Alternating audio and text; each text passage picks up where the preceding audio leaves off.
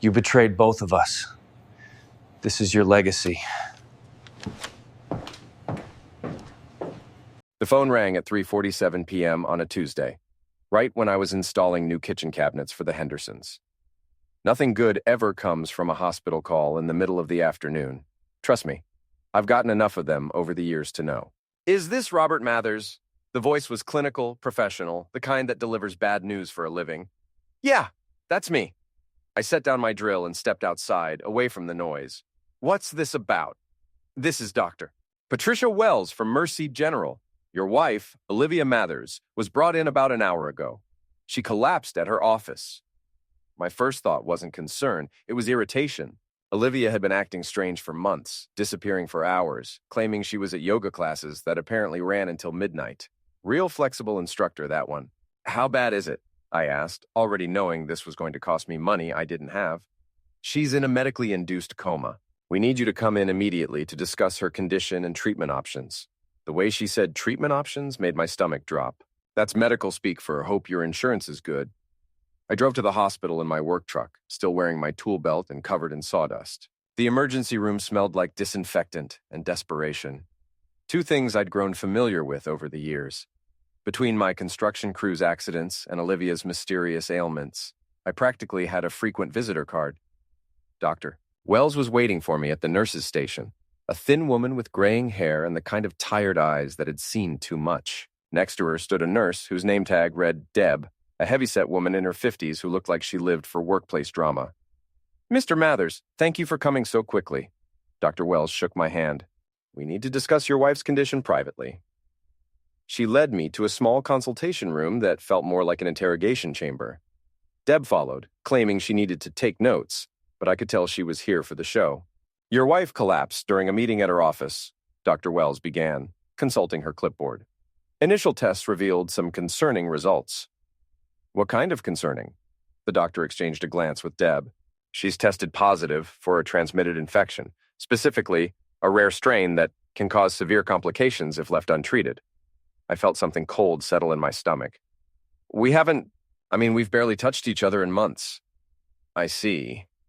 Dr. Wells made a note. The strain she's contracted is quite uncommon. It typically requires multiple exposures to develop into something this severe. Deb cleared her throat meaningfully. Doctor, should I mention the visitor situation? What visitor situation? I asked. Dr. Wells looked uncomfortable. A young man was here earlier, very upset about Mrs. Mathers' condition. He claimed to be a close friend from work. He seemed quite distraught. What did he look like? Tall, dark hair, wore one of those expensive tech company hoodies, Deb chimed in, clearly enjoying herself. Drove a fancy Tesla, real pretty boy type, if you ask me. I didn't need to ask. I knew exactly who they were describing. Trent Collier, the smug tech consultant who'd been sniffing around Olivia's HR department for the past 6 months. The same guy she'd mentioned a few too many times in casual conversation. There's something else, Dr. Wells continued. We found these in your wife's purse. She handed me a manila envelope. Inside were bank statements, travel brochures for Costa Rica, and a handwritten note in Olivia's careful script. T, can't wait to start our new life together. Just need to handle Rob first. Love, oh. The room went quiet except for the hum of fluorescent lights. Deb was practically vibrating with excitement, like she was watching her favorite soap opera. How long has she been planning this? I asked, more to myself than anyone else. Mr. Mathers, Dr. Wells said gently, there's one more thing. Your wife's medical directive lists you as responsible for all treatment costs, but she's also filed paperwork attempting to transfer medical power of attorney to someone else. Let me guess. Pretty boy in the Tesla? Actually, no. To her parents, Gerald and Patricia Whitman. Of course. Olivia's parents, who lived in a gated community and thought I was trailer trash who got lucky. They'd been trying to break us up since day one, convinced their precious daughter had married beneath her station. So let me get this straight, I said, standing up. My wife has been cheating on me, planning to run away with her lover, trying to stick me with her medical bills, and now her parents want to control her treatment? That's an accurate summary, Dr. Wells admitted. I looked at both women, then at the envelope in my hands. 15 years of marriage reduced to bank statements and travel brochures. 15 years of working my A off to give Olivia the life she wanted, while she planned her escape with some tech bro who probably couldn't change a tire if his life depended on it. Mr. Mathers? Deb prompted. What would you like us to tell the family when they arrive? I smiled for the first time all day. Tell them, I said congratulations, they just inherited a very expensive problem. The Whitmans arrived at the hospital like a storm front moving in, all dark suits and righteous indignation. Gerald Whitman was a retired bank executive who wore his wealth like armor, while Patricia had perfected the art of looking down her nose at people from her 5'2" frame. They'd driven up from their country club paradise in matching Mercedes, probably coordinating their outfits for maximum intimidation effect. I was in the hospital cafeteria, nursing my third cup of terrible coffee and trying to process everything when they found me. Robert, Gerald's voice could have frozen heck over. We need to talk. About what, Gerald? Your daughter's travel plans? Patricia gasped like I'd slapped her. How dare you? Olivia is fighting for her life and you're making jokes? Fighting for her life?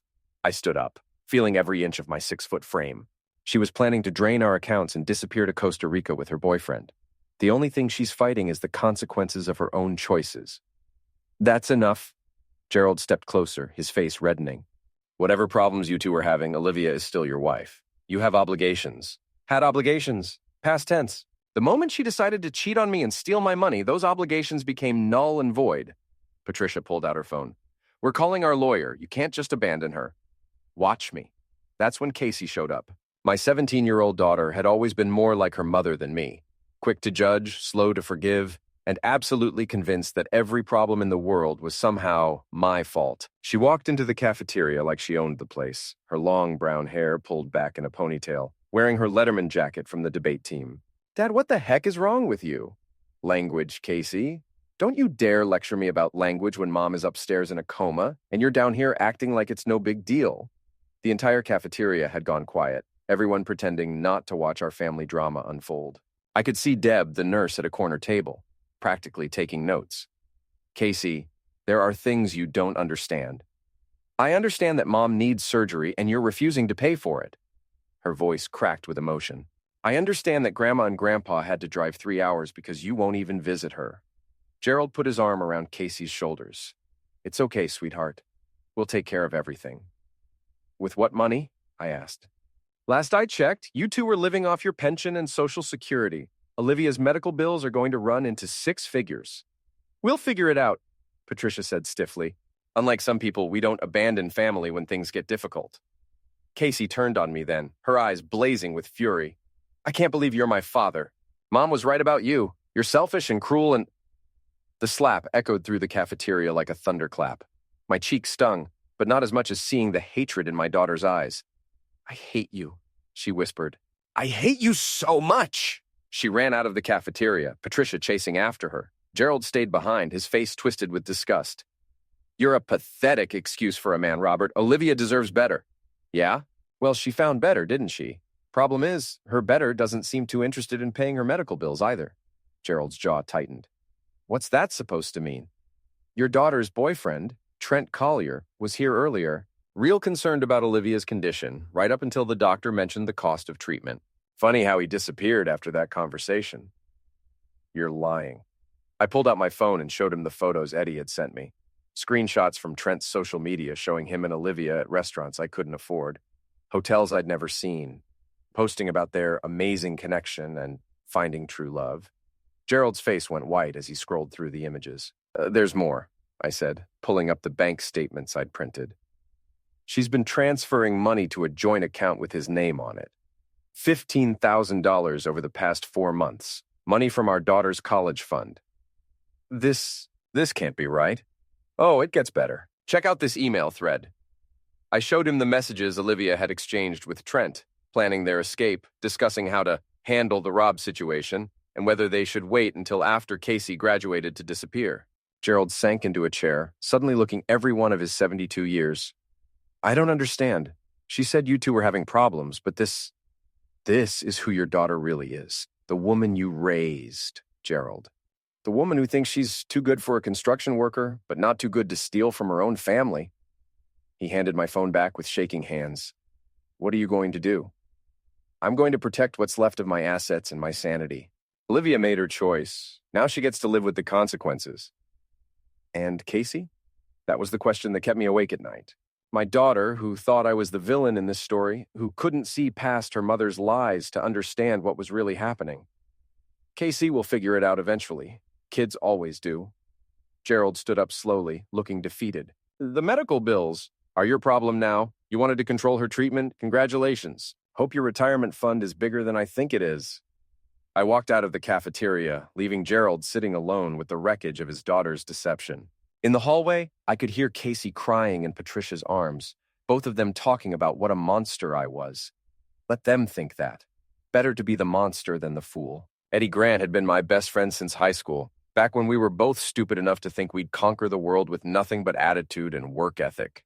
23 years later, he was still the only person I trusted completely, probably because he was the only one who'd never tried to screw me over. We met at Murphy's Tavern, a dive bar that catered to guys like us, working men who needed cheap beer and honest conversation. Eddie was already 3 drinks in when I arrived, his weathered face creased with concern. Jesus, Rob, you look like heck.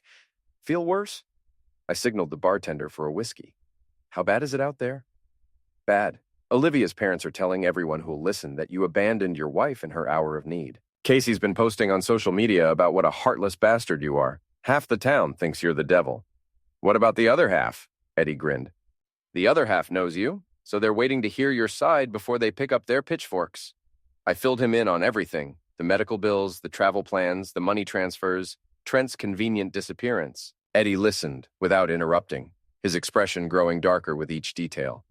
Son of a witch, he muttered. 15 years of marriage, and she was planning to rob you blind. Gets better. I talked to my lawyer this afternoon.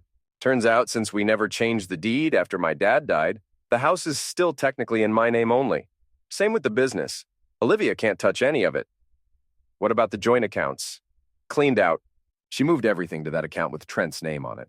But here's the beautiful part. Since she did it without my knowledge or consent, it's considered theft. My lawyer says I can file charges. Eddie raised his glass. To Karma being a witch. I'm not filing charges. I've got something better in mind. I told him about my plan. Eddie's grin grew wider with each detail. You're evil, Rob. I like it. The next morning, I started phase 1. I drove to Trent's apartment complex, a trendy development called The Lofts that catered to young professionals with more money than sense. His Tesla was parked in spot 247, gleaming white and pristine, like everything else in his carefully curated life. I'd done some research on Trent Collier, 28 years old, graduated from some fancy college with a degree in business and a minor in entitlement. He worked as a digital consultant, which seemed to involve a lot of networking events and buzzword-heavy presentations. His social media was full of inspirational quotes, gym selfies, and photos of expensive meals. The kind of guy who'd never worked a real day in his life. I parked across the street and waited. At 8:15 a.m., Trent emerged from the building, wearing designer jeans and a hoodie that probably cost more than most people's car payments. He was talking on his phone, gesturing animatedly. No, man, I can't make it to drinks tonight. I've got this situation. Yeah, it's complicated. No, she's still in the hospital. He climbed into his Tesla and drove off, probably to some coffee shop where he'd spend the day working on his laptop. I waited 10 minutes, then got to work. The beauty of being in construction is that you learn to be creative with tools. A cordless drill, some fishing line, and a few strategically placed holes can create all sorts of interesting problems. Nothing dangerous. I wasn't trying to hurt anyone, but definitely inconvenient. By the time I was finished, Trent's car would still run, but it wouldn't run well. The fishing line would create a whistling sound that would drive him crazy. The small holes I'd drilled would cause slow leaks in non-critical systems. His pristine white paint job now featured some creative artwork involving permanent markers and spray paint. The message I left on his windshield was simple. Stay away from married women. Phase 2 involved a visit to Olivia's office. Meridian Solutions occupied 3 floors of a glass office building downtown. Olivia worked in human resources, which meant she knew everyone's secrets and wasn't shy about using them.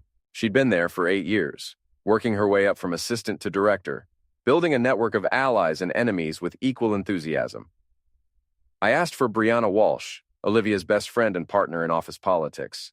Brianna was a 40-something divorcee who lived for drama and gossip. She and Olivia had been thick as thieves, sharing everything from lunch plans to weekend adventures. Rob. Brianna seemed genuinely surprised to see me. How's Olivia doing? I've been so worried. That's what I wanted to talk to you about. Can we grab coffee? We went to the Starbucks across the street. Brianna ordered some complicated drink with multiple modifications while I stuck with black coffee. She was nervous, fidgeting with her phone and avoiding eye contact. Brianna, I need to ask you something, and I need you to be honest with me. Of course.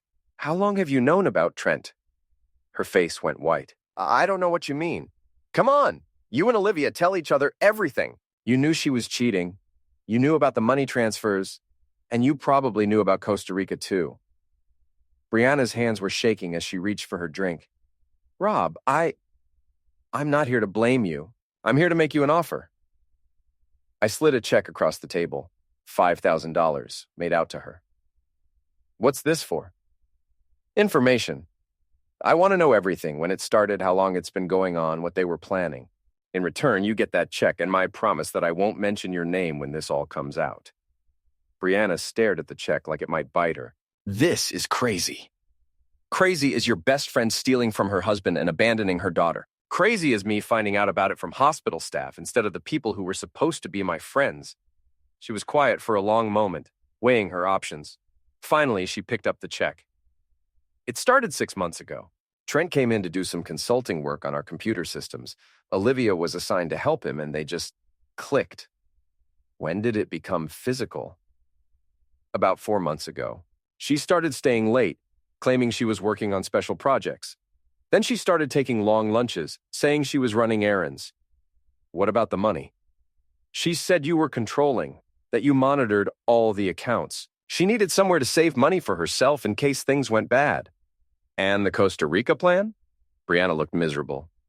They were going to leave after Casey graduated. Trent has some business connections down there, said they could start fresh. Olivia was excited about it.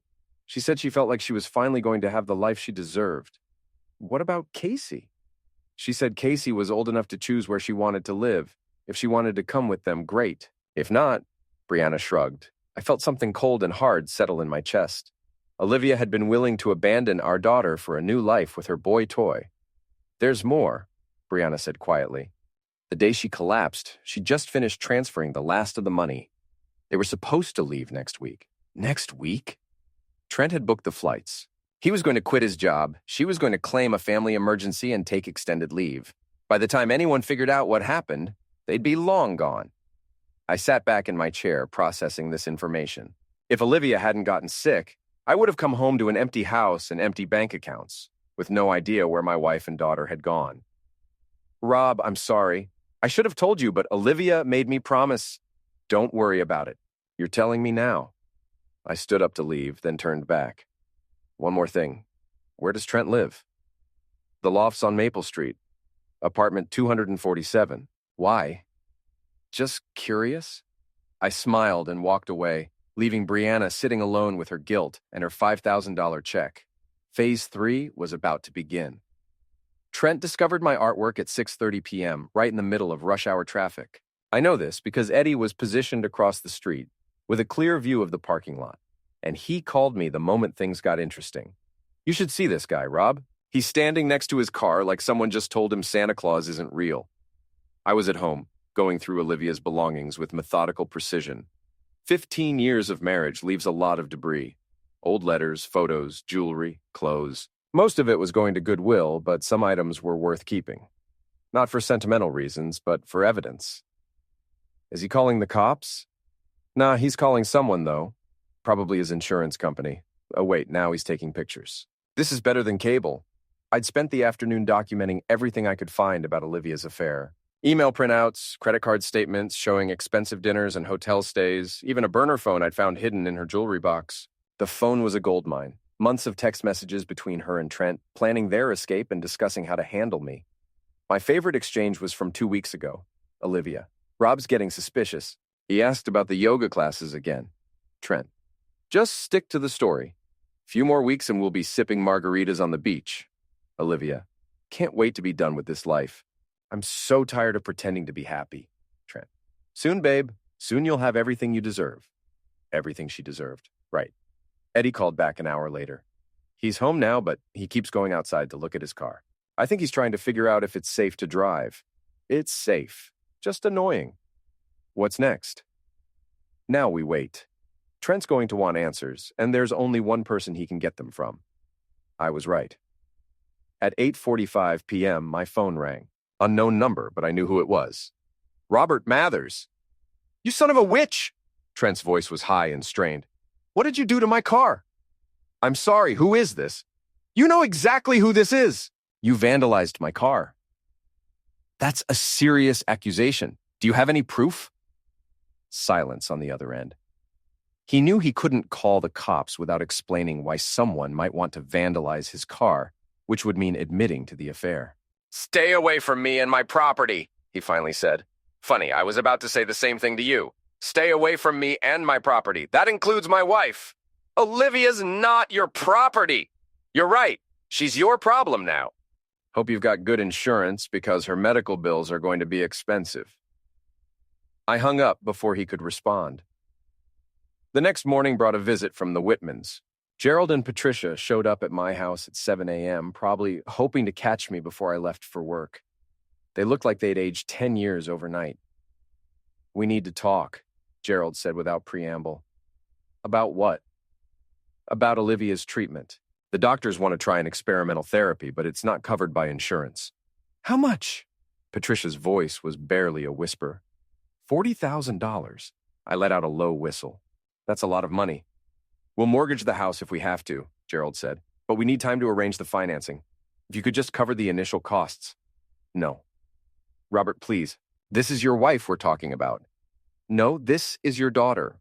The woman who stole $15,000 from our joint account, planned to abandon our child, and was literally days away from disappearing to Costa Rica with her boyfriend. That woman is your responsibility now. Patricia started crying. She made mistakes, but she doesn't deserve to die for them. She's not going to die. The regular treatment will keep her stable. She just won't get the premium service she's used to. Gerald's face was red with anger. You're a cold, heartless bastard. I'm a man who's tired of being played for a fool. Your daughter made her choices. Now live with them. They left without another word, but I knew this wasn't over. Desperate people do desperate things, and the Whitmans were getting desperate. That afternoon, Casey showed up at my office. My construction company operated out of a converted warehouse on the industrial side of town.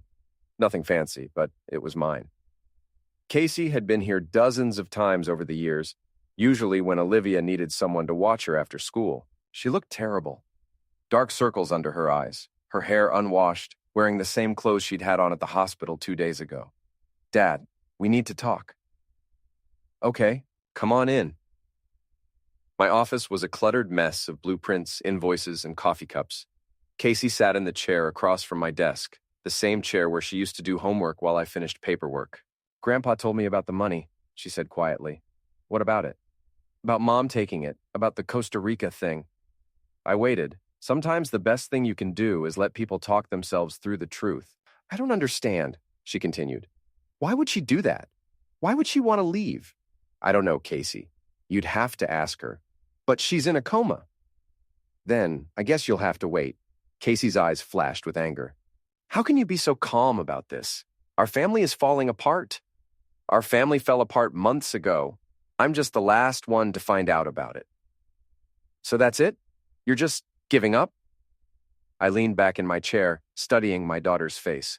She had Olivia's eyes, but my stubborn chin. Smart as a whip when she wanted to be, but blind to anything that didn't fit her worldview. Casey, let me ask you something. Over the past few months, how often was your mom home for dinner? I don't know. She was busy with work. How often? Casey thought about it. Maybe twice a week? And where did she say she was the other nights? Yoga classes, work events, dinner with friends? Casey's voice trailed off as she realized what I was getting at. Did you ever meet any of these friends? Did she ever invite you to come along to yoga? No, but did you notice the new clothes she was buying? The extra time she spent getting ready in the mornings? The way she started password protecting her phone? Casey's face crumpled. I thought she was just trying to take better care of herself. After Dad's heart attack last year, she said she wanted to focus on being healthier. Your mom was having an affair, Casey, for months. She was planning to leave both of us and start a new life with someone else. The only reason she didn't is because she got sick. You're lying. I pulled out the burner phone and handed it to her. Read the messages. Casey scrolled through the texts, her face growing paler with each exchange. When she got to the part about leaving after graduation, she dropped the phone like it was on fire. She was really going to leave me? She was going to give you a choice, come with them or stay with me. But I would have chosen her. I always choose her. I know. Casey started crying then, deep, wrenching sobs that shook her whole body. I came around the desk and held her while she cried, feeling helpless and furious and heartbroken all at once. What are we going to do, Dad? We're going to survive. That's what we do. But even as I said it, I knew survival wasn't enough. Not anymore. It was time for Phase 4. The Meridian Solutions annual charity gala was the social event of the year for the local business community. A chance for executives and their spouses to dress up, eat overpriced food, and pretend they cared about whatever cause was trendy that season. This year's beneficiary was childhood cancer research, which made what I was about to do feel slightly less vindictive. Olivia had been looking forward to this event for months. She'd bought a new dress, made appointments for hair and nails, even convinced me to rent a tuxedo. In her mind, this was going to be her grand debut as the wife of a successful businessman, proof that she'd finally achieved the social status she'd always craved. Instead, it was going to be her funeral. I arrived at the Marriott Ballroom at 7:30 p.m., fashionably late and completely sober.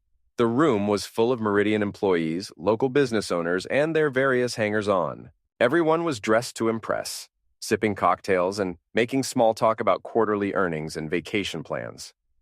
Brianna spotted me first. She was standing near the bar with a group of women from HR, looking nervous and guilty. When our eyes met across the room, she quickly looked away. "Rob, I didn't expect to see you here." The voice belonged to Marcus Webb, Meridian's CEO and Olivia's ultimate boss. He was a glad-handing politician type who'd built his career on other people's work and his ability to remember everyone's name. Marcus, heck of a turnout. Absolutely. Though I have to say we're all concerned about Olivia. How is she doing? She's stable, the doctors are optimistic. That's wonderful to hear. She's such a valuable member of our team. We're all pulling for her. I smiled. Actually, Marcus, I'm glad I ran into you. There are some things about Olivia's situation that I think you should know. Marcus's expression shifted slightly. Oh? Maybe we could talk privately. It's rather sensitive. He led me to a quiet corner of the room, away from the crowd. I pulled out a manila envelope, the same one I'd been carrying for the past week, now considerably thicker. Marcus, I need to show you something. It concerns Olivia and one of your consultants, Trent Collier. I handed him the first set of documents, printouts of emails between Olivia and Trent, discussing their relationship and how it might affect their work. The messages were explicit enough to be embarrassing, but professional enough to be relevant to company policy. Marcus's face grew red as he read. Jesus Christ, Rob. I had no idea. There's more. The next set of documents showed how Olivia had been using company resources for personal business, printing personal documents, using the office computer for travel research, even scheduling personal appointments during work hours. This is grounds for termination, Marcus muttered. It gets worse. The final set of documents was the smoking tool, evidence that Olivia had been accessing confidential employee records to help Trent with his consulting work, giving him inside information about company operations and personnel issues. Marcus looked like he was going to be sick. This is a violation of federal privacy laws. If this gets out, it could destroy us. I'm not interested in destroying your company, Marcus, but I thought you should know what kind of employee you've been defending. What do you want from me? Nothing. Just thought you deserved the truth. I left Marcus standing there with the documents, looking like a man who'd just discovered his star employee was a liability. Within minutes, he was on his phone, probably calling his lawyers. Phase 1 complete. Phase 2 involved finding Trent. He was holding court near the silent auction tables, regaling a group of young professionals with stories about his latest business ventures. He looked good. Expensive suit, perfect hair, the kind of confident smile that came from never facing real consequences for anything. That was about to change. I approached the group casually, like I was just another guest looking at the auction items. Trent didn't notice me at first, too busy talking about his revolutionary approach to digital transformation. Excuse me, I said, tapping him on the shoulder. Trent Collier? He turned around and his face went white when he recognized me. Robert Mathers, I said, extending my hand. Olivia's husband. The group went quiet, sensing drama. Trent reluctantly shook my hand, his palms sweaty and trembling. "How is Olivia doing?" he asked, trying to sound casual. "Well, that's interesting that you ask. See, I've been wondering where you've been the past few days. Olivia's in the hospital, fighting for her life, and her boyfriend is nowhere to be found." Someone in the group gasped. Trent's face went from white to red. "I don't know what you're talking about." "Really? Because I have about 6 months of text messages that say otherwise." I pulled out the burner phone and started reading aloud. "Can't wait to get you alone tonight. Rob's working late again. That's from March 15th. The things you do to me should be illegal. March 22nd. I love how you make me feel like a real woman. April 3rd. Stop, Trent whispered. Rob would die if he knew what we were doing in his bed. April 10th. Should I keep going? The group around us had grown larger, people drawn by the spectacle. I could see phones coming out, people starting to record. "You're crazy," Trent said, but his voice lacked conviction. "Am I? Then explain this." I pulled out a printed photograph, one I'd found on the burner phone, showing Trent and Olivia in a hotel room, both of them unclothed and smiling at the camera. Trent lunged for the photo, but I pulled it back. "Easy there, Romeo. This is evidence." Evidence of what? Adultery, theft, conspiracy to commit fraud. See, when you and Olivia were planning your little Costa Rica adventure, you were planning to take money that didn't belong to her. That's called theft. The crowd was getting bigger, and I could see Marcus pushing through, looking panicked. "You can't prove anything," Trent said. "Actually, I can. Bank records, credit card statements, hotel receipts, plane tickets. Heck, I even found the apartment lease you two signed in San Jose." That was a lie, but Trent didn't know that. His face crumpled. "Look, man, I never meant for anyone to get hurt, but someone did get hurt, my daughter.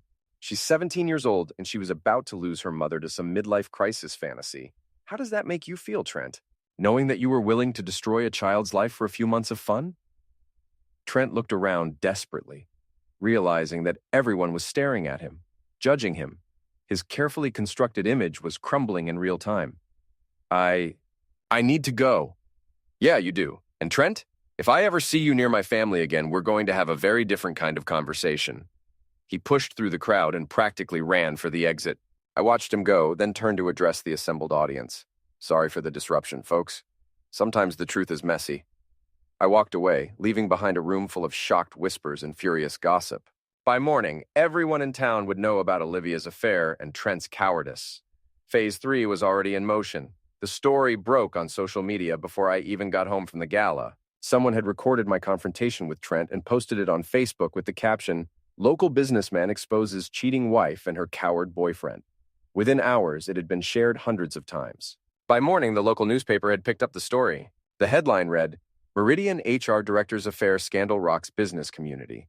The article was surprisingly thorough, including quotes from unnamed sources who provided additional details about Olivia's behavior and Trent's reputation. I was drinking coffee and reading the online comments when my phone rang. It was Casey. "Dad, have you seen the news?" "Yeah. Everyone at school is talking about it. My phone hasn't stopped buzzing all morning. How are you handling it?" "I don't know. Part of me is embarrassed, but part of me is relieved. Does that make sense?" "Perfect sense. Sometimes the truth hurts, but it also sets you free."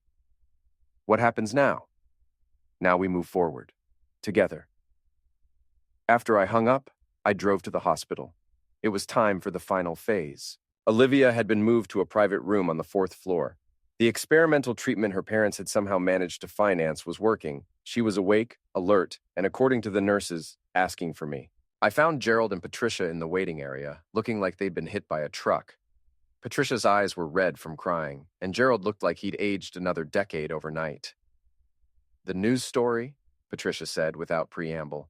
"Did you—" "I told the truth, nothing more, nothing less." "You destroyed her," Gerald said quietly. "Her career, her reputation, everything." "No, Gerald, she destroyed herself. I just made sure everyone knew about it." "What kind of man does this to his own wife?" "The kind who's tired of being played for a fool." I walked past them into Olivia's room. She was sitting up in bed, looking fragile and pale, but undeniably alive. When she saw me, her eyes filled with tears. "Rob, thank God you're here. I've been so scared." "Cut the act, Olivia. We both know why I'm here." Her expression changed, the vulnerable mask slipping away to reveal the calculating woman I'd been married to for 15 years. "You son of a witch." You planned this whole thing, didn't you? I didn't plan anything. I just responded to what you did. What I did? I fell in love. I made a mistake, but you stole from our family. You were going to abandon our daughter. You tried to stick me with your medical bills while you ran off with your boyfriend. That's not a mistake, Olivia. That's betrayal. She was quiet for a moment, studying my face. What do you want? Money? I'll pay back every penny. I don't want your money. I want you to understand something. I pulled a chair up to her bedside and sat down. For 15 years, I worked my A off to give you the life you wanted. Nice house, nice car, nice clothes.